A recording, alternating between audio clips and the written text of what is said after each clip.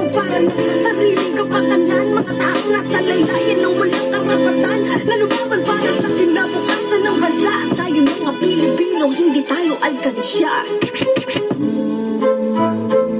Yeah, Tayo mga Pilipino, hindi tayo alkansya. that's Dwinsky. Tayo mga Pilipino, hindi tayo alkansya. Gising kapatid, tagal mo ng tulog. Di ka ba naaalarma sa tuwing kumukulog? Nagbabadyang ulan, buwaya ay busog. Di tayo maambunan, pero tayo ang lubog. Pundong malakihan, pumayag sa alok. Sa laki ng patong, pundasyon ay rumupok. Mga nagtuturuan, walang maayos na sagot. Di pa rin nakukulong, nadadaan sa palusok. Tila ba hindi parehas, kami ang nakariyas. Ang aming sadloobin, palaging pinipilas. Yung dapat para sa amin, walang habas ni limas. Tingnan mo, naging resulta, tayo ang naglilimas.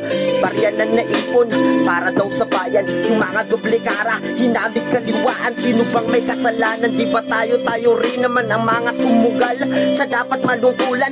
Pawis at dugo namin ang nagsilbing puhunan. Tapos mababalitaan, mas lumalaki ang utang. Nagmistulang paluwagan, bulsa nagtatabaan. Sila may pananagutan, pero tayo naglalaban. Huwag mo nang balikutin, di naman naging tuwid. Kapag mayroong salapi, batas na babayaran. Wala nang madudukot, buksan ang kapalaran. Dahil galit ang naipon ng ating kababayan.